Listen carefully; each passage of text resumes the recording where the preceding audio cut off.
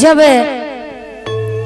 नया नोहर कन्या उ बेचारी दीदी जब से हरेंद्र भैया हमार ये जो 3 सूत्र के ऐलान कैलन हल उसी समय से उ बेचारी ले लेलन ज्ञान और उनका शादी हो गए तो अपना ससुराल में गईलन तो मनीता मान ले हलन कि हे भगवान, हे भोलेनाथ, हे शिव गुरु, हमरा घर बर मिल तो बढ़िया तो हम जइबो तो शिव चर्चा करेबो। फिर कहलन कि हमरा बेटा बेटी हो जतबा दूगो तो हम सब गुरु भाई गुरु बहना के बुला के शिव चर्चा करेबो।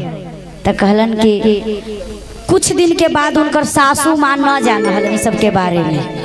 त गईलन त सासू से कहलन कि ए जी मम्मी तनी आंगन में शिव चर्चा करावे के मन है। अच्छा से करवा दा न। हाँ हाँ करा दे। हाँ ये सासू माँ बोला ये बहू रानी आगे मयो गे मयो आवा न जी सासू माँ। त चर्चा करैते मोरा चर्चा करैते मोरा अइलै नागिनी आया जी सासू। चर्चा करैते मोरा अच्छा अइलै नागिनी आया जी सासू। अजी सासू नगवा छोरा ले फूफू करवा अजी सासू। नगवा छोरा ले फूफू करवा अजी सासू। चर्चा करैते सासू अइलै नगवाया जी सासू। चर्चा करैते सासू अइलै नगवा अजी सासू। नगवा छोरा ले फूफू करवा अजी सासू। नगवा छोरा ले फूफू करवा आजी सासू। नगवा छोरा ले फूफू करवा आजी सासू। ए जी बोला ये बड़ी डर लगा है। डर लगा हो? हाँ अच्छा ताली बजा के दीदी क्या बात है। जय हो ताली बजा के ताली क्या बात है दीदी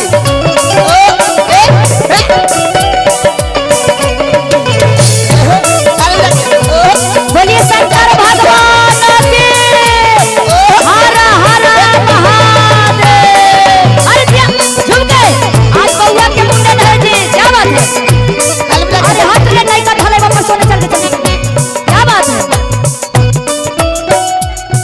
अब सासू कही कहथी के पुत हो। अरे बाप रे बाप ही तो बड़का बड़का ना गाइल हथु। यही से माना करे है कि ना जा अगर 10 लेते तो बिना पुतो के रह त सुना ना सासू माँ ई बुढ़ारी में कौन सहारा हो नाग ना हथिन हो त कौन वो है हमर शिव गुरु के असली माला जैसे तो तो बाबू के असली हो ना। तेरे बाबू के असली माला अजी ना जी शिव गुरु के के गलवा के नाग के हार हथिन न जी। अच्छा, समझ हम लो तोर बाबू कई कतिनी ससुइया कौची मारियो में देहु पुतहु एहु जे ना गवाया जी पुतहु।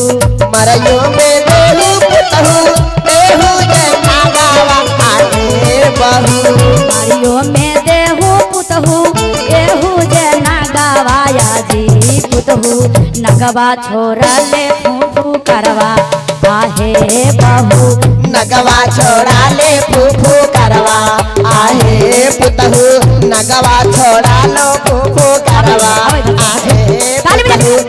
ए अतनी मीठा मीठा में हमारे बबुआ के बड़की फुआ है ना। आई बड़की फुआ बड़की फुआ की तरफ कहाँ से से आवता जी 500 और छोटकी फुआ कने हथिन।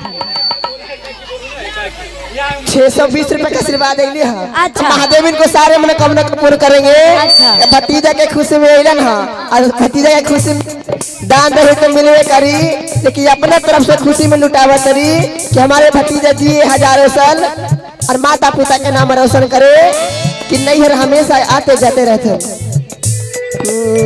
नगवा छोड़ा लो फूफू करवा आहे बहू। नगवा छोड़ा लो फूफू करवा आहे बहू। नगवा छोड़ा लो फूफू करवा।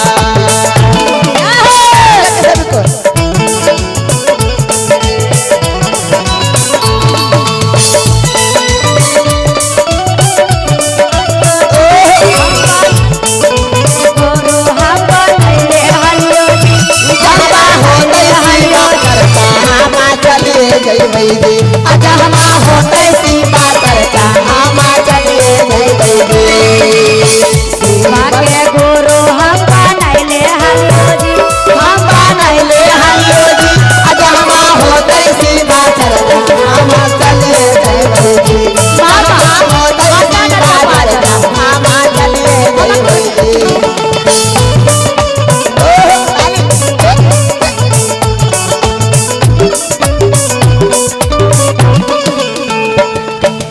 ए जी कैसे कैसे ने मारम सासू एहू जे ना गवाया जी सासू ना मार बेटा काटता तक ना मार बेटा कैसे में मारम सासू एहू जे ना गवाया जी सासू एहू पुतो हमर पगले हवा आजी सासू पहले ही उदारत कंगनवा आजी सासू पहले ही उदारत कंगनवा आजी सासू पहले ही उदारत कंगनवा आजी सासू पहले ही उदारत कंगनवा ताली बजा के भैया बबुआ का खुशी है क्या बात है अभी तो स्टार्ट हुआ है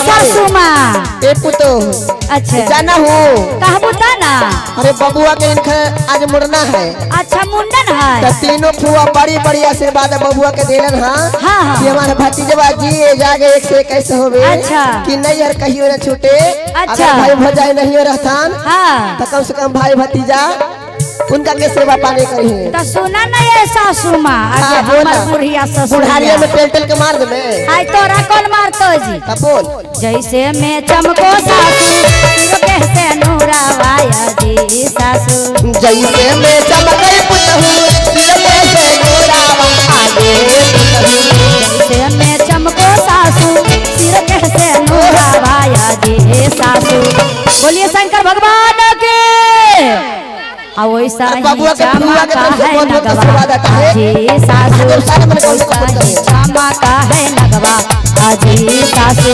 चमका चमा का है लगवा आजी सासू चमका चमा का है लगवा आजी सासू चमका चमा का है लगवा आजी सासू बोलिए शंकर भगवान की जय बोलिए साचे दरबार की हमर बबुआ मैया की जय।